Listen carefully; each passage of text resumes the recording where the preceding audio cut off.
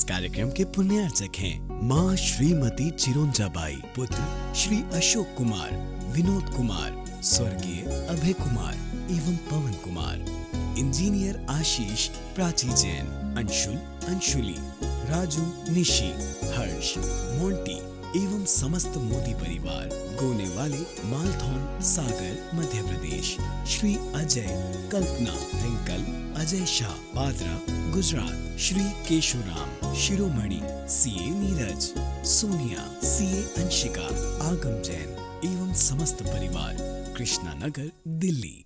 मैं कह रहा था सुकमाल मुनि के जीवन के बारे में, तो सुकमाल मुनि का जीवन कितना सुकमाल था।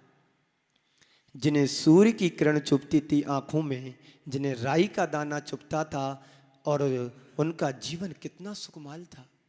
एक बार उनके नगर में रत्न कम्बल बेचने वाला आया।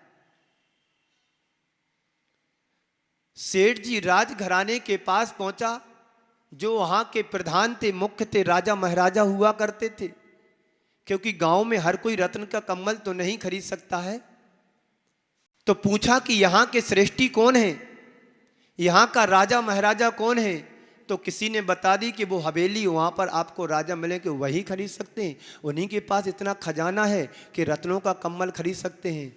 अब देखिएगा, जैसे ही वो रत्न कम्बल बेचने वाला व्यक्ति राजा के पास पहुँचा, राजा ने पूछा कि कितने का है, कैसा क्या है, कम्बल तो बहुत सुंदर है,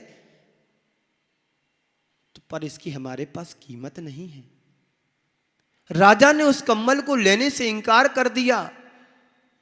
अब रत्न कम्बल बेचने वाला तो पशुपेश में फंस गया कि अब इतना महंगा कम्बल मैं किसको बेचूं। राजा के पास भी इतना पैसा नहीं, तो साधारण व्यक्ति तो खरीद नहीं सकता है। पर किसी ने सलाह दे दी कि जाओ सुकुमार कुमार हैं, उनके पास हो सकता वो खरीद लें तो खरीद लें, वरना यहाँ पर कोई खरीद नहीं सकता है। जैसे ही कम्बल रत्न कम्बल बेचने वाला सुकुमार के घर गए, उसकी माँ को बुलाया कि हमने सुना है कि आप रत्न कम्बल खरीद सकते हैं। पूछा कितने का है, बोले इतने का है। कोई बात नहीं, हम अपने बेटे को इस कम्बल से रखेंगे, इस कम्बल के साथ में। चलो कोई बात नहीं। कम्बल लिया और मोहरें या दीनार जो भी होती थी उस जमाने में पकड़ा दी, सहजता से दे दी। अब एक दिन उस रत्न कम्बल को बेटे को उड़ाया। माँ मुझे चुभ रहा है, माँ मुझे कम्बल चुभ रहा है। माँ कहती बेटा कोई बात नहीं, और आप यदि कोई 200, 500, 1000 रुपये का कम्बल खरीद के लाते हैं और उसमें कोई चीर निकल आता है, तो आपका पूरा दिन क्या, पूरे महीने का, पूरी साल मन में चुभता है कि मेरे 1000 रुपये व्यर्थ में चलेगा, ये फटा कम्बल निकला।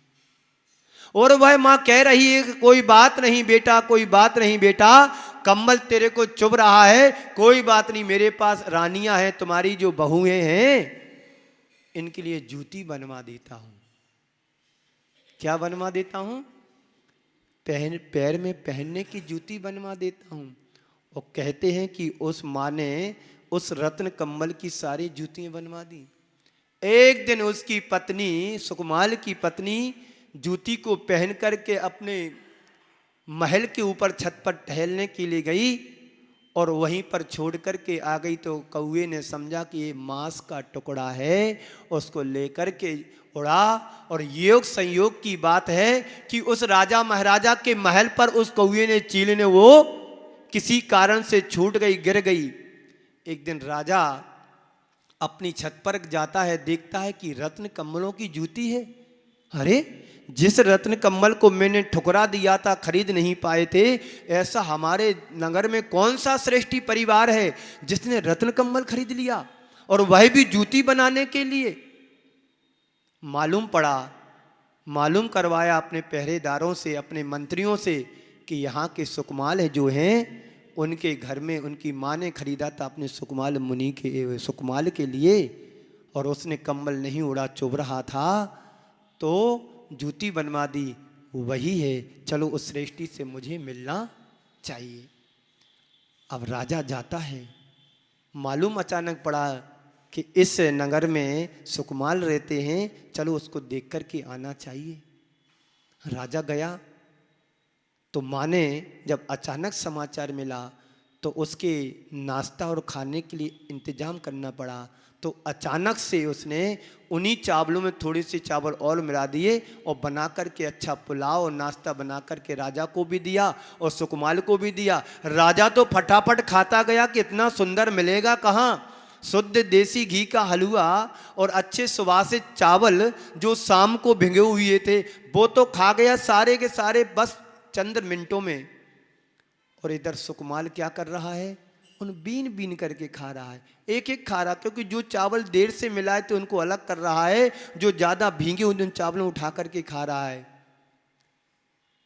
पर राजा के मन में प्रश्न आया तो उसकी माँ से पूछ ही लिया कि माँ ये बताओ तुम्हारे बेटे को कोई बीमारी है क्या, माँ तुम्हारे बेटे को कोई बीमारी है। राजा पूछ रहा है एक श्रेष्ठ की पत्नी से, यानी सुकुमाल की माँ से पूछ रहा है कि तुम्हारे बेटे को कोई बीमारी है क्या।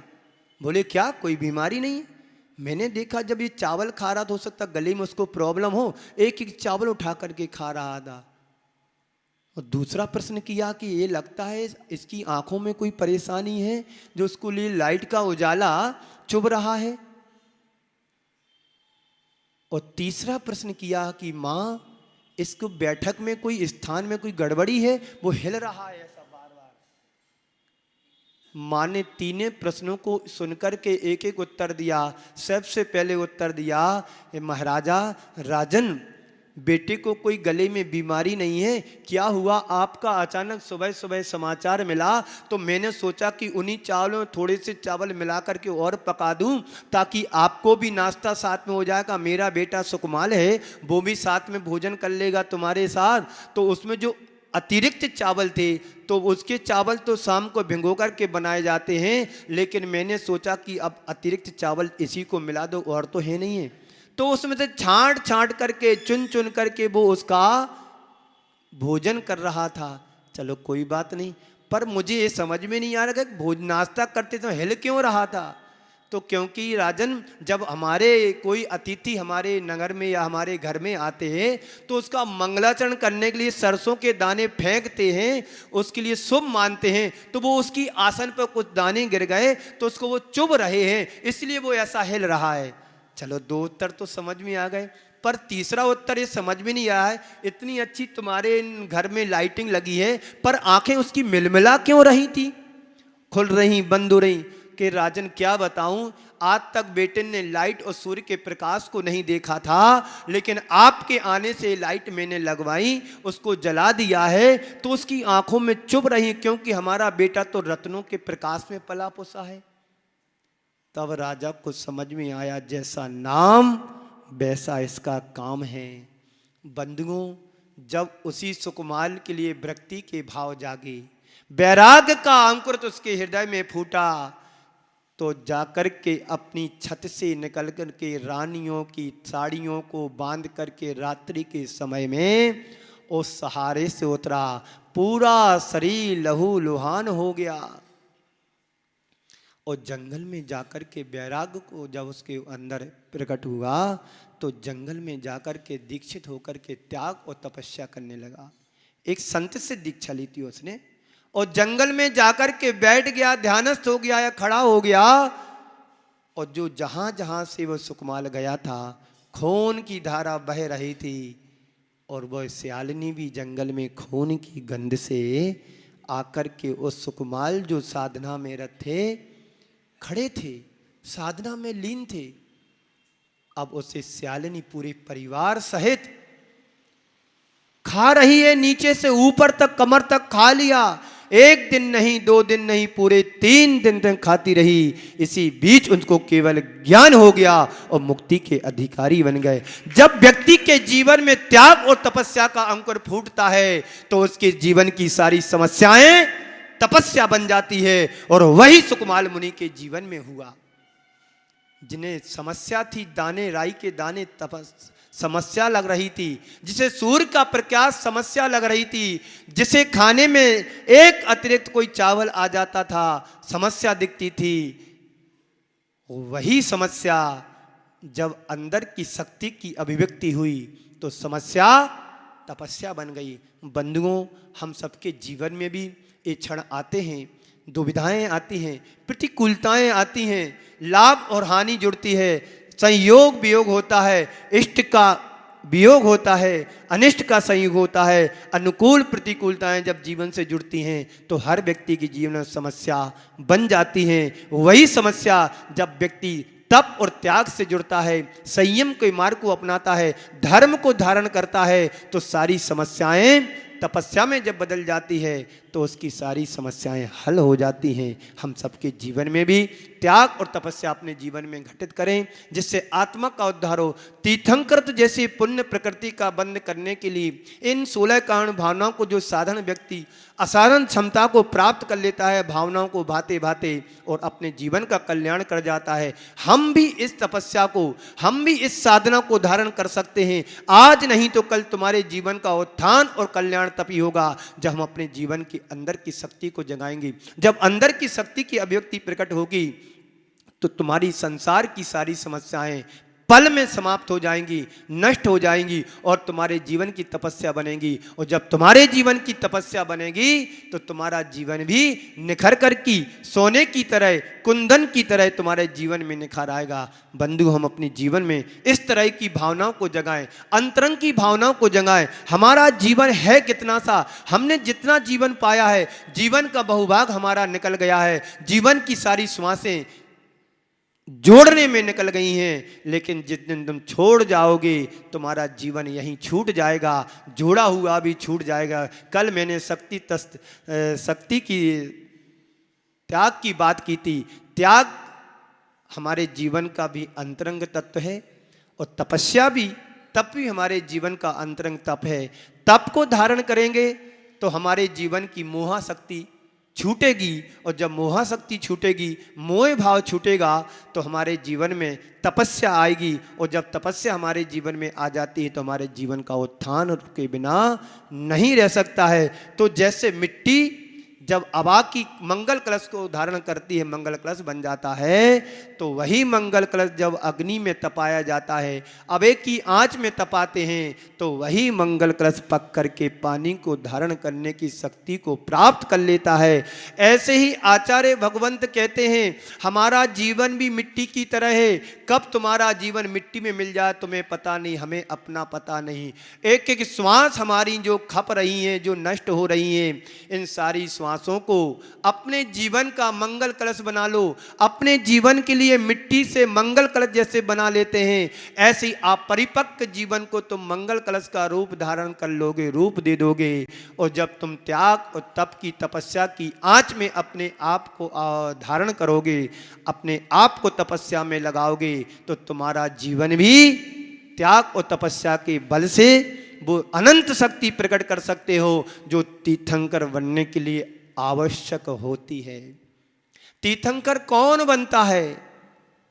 जिसके जीवन में पुण्य इकट्ठा होता है, भव भवांतरों का पुण्य इकट्ठा करता है, जो जगत के कल्याण के उत्थान की बात सोचता है, जो अपने ही जीवन के कल्याण की बात नहीं सोचता है, जो जगत के प्रत्येक प्राणी के हित की बात सोचता है, वही व्यक्ति तीर्थंकर जैसी पुण्य प्रकृति का बंध कर सकता है। हम सब वो बातों को अपने जीवन में घटित कर सकते हैं। ऐसा कोई भी व्यक्ति नहीं है जो ये भावना नहीं बा सकता हो। हम कम से कम बड़े बड़े त्याग और तपस्या नहीं कर सकते, कोई बात नहीं, कम से कम महीने में यदि तुमने यदि प्रतिदिन रात्रि में 4 प्रकार का आहार करते हो तो महीने में 15 दिन का उपवास का फल मिलता है। दिन में खाओ और रात्रि में 4 प्रकार का आहार का त्याग करोगे तो 12 घंटे का जो उपवास तुम्हारा होगा तो महीने में कितने हो गए? 15 दिन का उपवास हो गया। और साल में 6 माह के उपवास का फल मिलता है। ये तुम्हारे जीवन में तपस्या हो सकती कि नहीं हो सकती? चलो इतना ही नहीं, हम भोजन करते हैं और जब भोजन तुमने किया तो 4 घंटे का यदि तुमने संयम ले लिया कि 4 घंटे में पानी नहीं पीऊंगा, तो महीने में कितने भय, कितने घंटे हो गए? लगाओ हिसाब। एक दिन में 4 घंटे तो 30 दिन में कितना हो गया? 120 घंटे। तो कितने महीने में कितने उपवास का फल मिलेगा? है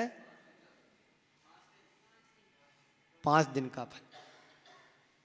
तो इतना उपवास नहीं कर सकते क्या? ये तुम्हारे जीवन की तपस्या है, तुम्हारे जीवन का तप है। हम बड़े बड़े उपवास नहीं कर पाते हैं, बड़े बड़ी साधना नहीं कर पाते हैं। कम से कम अपने जीवन में व्रतों को धारण कर लो, यही तुम्हारी जीवन की तपस्या हो जाएगी। हम संयम धारण कर लें, हम पूर्ण ब्रह्मचर्य व्रत नहीं ले सकते हैं, इतना तो कर सकते हैं कि हम अपने सुधार संतोष व्रत का पालन तो कर सकते हैं। हमारे आचार्य भगवंतों ने श्रावकाचार में आचार्य समंतभद्र स्वामी ने कहा है, जो एक श्रावक है यदि अपनी पत्नी में संतुष्ट रहता है तो उसको अणुवृत्ति कह करके एक पक्ष मतलब क्या बोलना चाहिए, उसके लिए ब्रह्मचर्य व्रत कहा है। ये क्यों कहा है कि सुधार संतोष व्रत का जो पालन, कितना सस्ता हमारा धर्म है। इस धर्म को जो धारण करता है वही व्यक्ति तीर्थंकर जैसी प्रकृति के गौरवशाली पद को हासिल कर पाता है, जो जगत उद्धारक बन जाता है, जो 3 लोक का नाथ बन जाता है। आप भगवान की रोज पूजन करते हैं, आदिनाथ भगवान को अर्घ्य चढ़ाते हैं, अभिषेक करते हैं, उनका शांति धारा करते हैं। क्यों करते हैं? उनने कैसे उन गुणों को प्राप्त किया होगा, कैसे उन्होंने भावना को भाया होगा, जो तीर्थंकर बन गए, जन्म मरण से मुक्त हो गए, अनंत काल के लिए शाश्वत सुख के धारी बन गए हैं। वो तप, वो त्याग और तपस्या से आती है। प्रत्येक आत्मा के अंदर अनंत शक्ति है। तपस्या का मतलब है सुविधाओं को त्याग करके अपनी इच्छाओं को नियंत्रित करना। इस कार्यक्रम के पुण्यार्चक थे माँ श्रीमती चिरोंजाबाई, पुत्र श्री अशोक कुमार, विनोद कुमार, स्वर्गीय अभय कुमार एवं पवन कुमार, इंजीनियर आशीष, प्राची जैन, अंशुल, अंशुली, राजू, निशी, हर्ष, मोंटी एवं समस्त मोदी परिवार, गोने वाले, मालथौन, सागर, मध्य प्रदेश, श्री अजय, कल्पना, रिंकल, अजय शाह, पादरा, गुजरात, श्री केशुराम, शिरोमणि, सीए नीरज, सोनिया, सीए अंशिका, आगम जैन एवं समस्त परिवार, कृष्णा नगर, दिल्ली।